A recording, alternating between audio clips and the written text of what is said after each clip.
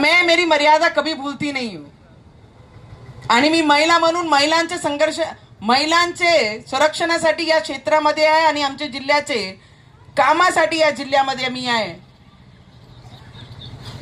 रवीजी, मी माझा पराभव झाल्यानंतर आपण 75-80 हजारांनी या मतदारांनी तुम्हाला निवडून दिला आणि ज्या पद्धतीने देवेंद्र फडणवीसजी प्रत्येक गोष्टीसाठी प्रत्येक कामासाठी तुमच्या पाठीशी राहतात. देवेंद्र साहेब आमचे माझे दादा आहे, मी त्यांची लाडकी बहीणच आहे आणि खूप स्वाभिमानाने अभिमानाने सांगते, अरे जेव्हा राज्यसभेला ठोकर मारली, दुसऱ्यांच्या दारी मी कधी गेली नाही, तर विचार करा मी माझ्या विचारांची खूप पक्की आहे. नाही तर लोक नगरसेवकासाठी लोटांगण घालतात. नवनीत राणाचा स्वाभिमान एवढा अटल आहे की त्यांनी राज्यसभा सोडून आपल्या स्वाभिमानाला जगत आहे. आणि रवीजींच्या मागे ज्या पद्धतीने देवेंद्र फडणवीसजी प्रत्येक कामासाठी साथ देतात, म्हणजे रवीजींच्या पाठीशी नाही, या अमरावती जिल्ह्याचे प्रत्येक तो नागरिक, प्रत्येक तो मतदाराचे पाठीशी आमचे देवेंद्र फडणवीस जी है कि आप डरो मत कि तुम्हारा अपना गांव का काम, आपले गावाचा विकास मी करून देईन आणि ते करून देत आहे. रवीजी, हे पुलं तर मी आणलेच. जेव्हा गव्हर्नमेंट मेडिकल कॉलेजचा पाठपुरावा मी केंद्रामध्ये करत होती आणि लोक म्हणायचे की फेस मध्ये, सेकंड फेस मध्ये गोंदिया तुमचं, गोंदियाला गव्हर्नमेंट मेडिकल कॉलेज भेटला, तर तेव्हा सगळे लोकांनी म्हटलं तुमच्या गावात 2-2 मेडिकल कॉलेज आहे. गोडे कॉलेज आहे प्रायव्हेट, पीडीएमसी प्रायव्हेट आहे, तर तुम्हाला गव्हर्नमेंट मेडिकल कॉलेज केंद्रातून अप्रुव्हल होत नाही की जे फेस आहे ते तिन्ही फेस मध्ये त्या जिल्ह्याला गव्हर्नमेंट मेडिकल कॉलेज ते देत आहे. ज्या जिल्ह्यामध्ये कोणताही मेडिकल कॉलेज नाही त्या जिल्ह्याला पहिला प्रेफरन्स देणार आहे. मी म्हटलं आम्हाला गव्हर्नमेंट मेडिकल कॉलेज हवं आहे, तुम्ही पहिला फेज, दुसरा फेज, तिसरा फेज संपल्यापर्यंत मी वाट पाहिन, पण मी गव्हर्नमेंट मेडिकल कॉलेज केंद्रातून खेचून मी माझ्या जिल्ह्यामध्ये जाईन. पण काही लोकांचे पोटात आताही रुतत आहे. त्यांना बंडेरा मतदारसंघामध्ये, अरे मी जिल्ह्याचं प्रतिनिधित्व करते, आज गव्हर्नमेंट मेडिकल कॉलेज साठी जेवढी जागा लागते पूर्ण जिल्ह्या, पूर्ण शहरामध्ये, ती जागा फक्त बंडेरा मतदारसंघामध्ये अवेलेबल होती.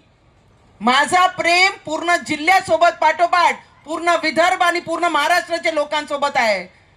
पण जर विकासाला कोण उभा समोर आला तर त्याला आडवा करण्याशिवाय राहणार नाही. आणि गव्हर्नमेंट मेडिकल कॉलेज हा मोदीजींच्या हातून त्याचा उद्घाटन झालेला आहे. 2024 मध्ये कोणी किती बोंबललं तरी मेडिकल कॉलेज हा बंडेरा मतदारसंघामध्येच राहणार आहे.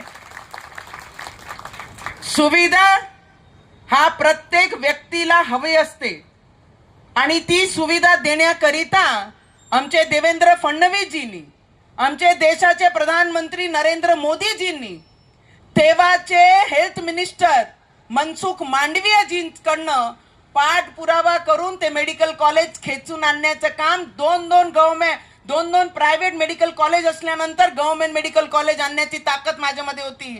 जर तुम्हाला करायचं तर एक काम तुम्ही केंद्रातून खेचून आणलेला काम तुम्ही फक्त मला या 5 वर्षामध्ये दाखवून द्या, जे तुम्ही म्हणून ते मी हारून जाईन.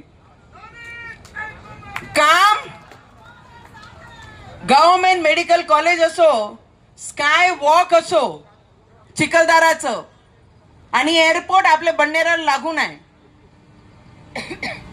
जेव्हा लोक म्हणायचे इथून कधी फ्लाईट उडणार नाही बा, हे स्वप्नच दाखवतात, स्वप्नासारखंच राहीन. माझे काही ऑपोजिशनचे लोक जेव्हा मी खासदार होती तेव्हा माझ्यावर टीका करत होते की एयरपोर्ट कधीच होऊ शकत नाही. अरे मैंने बोला अगर 5 साल में मैंने एयरपोर्ट लाके और फ्लाइट उड़ा के नहीं दिखाई तो मैं दोबारा कभी कंटेस्ट भी नहीं करूंगी. और मी ते करून दाखवलं. आणि साऊथ एशियाचा सगळ्यात मोठा पायलट ट्रेनिंग अकॅडमी माझी अमरावती जिल्ह्यामध्ये आणलं. जेव्हा लोक म्हणायचे की मोठ्या शहरामध्ये नेऊ, जेव्हा मोठे मोठे नेते म्हणत होते की मोठ्या शहरांमध्ये हिची गरज आहे, तेव्हा मी म्हटलं की मला माझ्या शहराला मोठा करण्याची गरज आहे. जर मोठे शहर मोठे होत असेल तर माझा लहान शहर मोठा कोण करणार. आणि त्याच्यासाठी भांडत भांडत ते एअरपोर्ट आणि साऊथ एशियाची पायलट ट्रेनिंग अकॅडमी ती आपण आपल्या एअरपोर्ट अमरावतीमध्ये आणली. येणारे 2-4 महिन्यात ती सुद्धा सुरू होणार आहे. एक एक गोष्टी, छोटी छोटी गोष्टी त्याच्यावर काम, रोड, नाली, सभागृह, मंदिर, विहार हे आम्ही करणारच. त्याच्यासाठी आम्हाला फंड भेटते, अजून आम्ही फंड आणतो, ते अजून करू.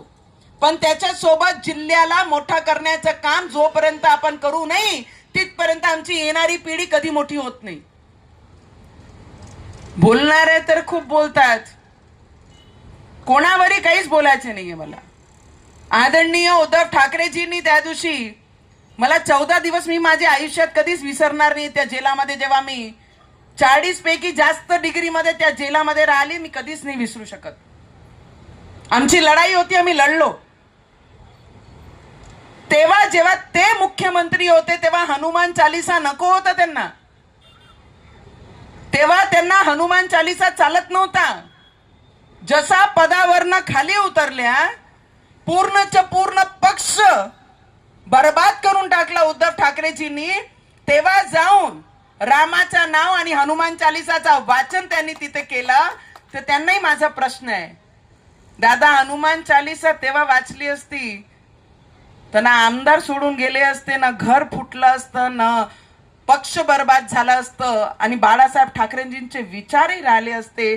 आणि महिला खासदार असल्यानंतर तुम्ही जेव्हा मला 14 दिवस टाकले होते, प्रत्येक क्षण फक्त एवढाच बोलत होती कि जो इतना घमंडी व्यक्ती है कि एक महिला को कोई कारण नसताना तिला 14 दिवस जेलमध्ये टाकला होता. आणि आज पूर्ण पक्ष बर्बाद झाल्यानंतर ते रोडवर बसून हनुमान चालीसा करते, रामजी जय सियाराम. आणि आनंद या गोष्टीचा है कि सब बर्बाद होने के बाद राम जी याद आए. आदरणीय उद्धव ठाकरे जी, अभी तो सिर्फ राम जी याद आए, और तो बहुत कुछ बाकी है आपको याद आना. रवि जी, आज पार्वती नगर, साई नगर. पाहत रहा फक्त जनविकास न्यूज, सत्य, संघर्ष आणि जनतेचा विश्वास.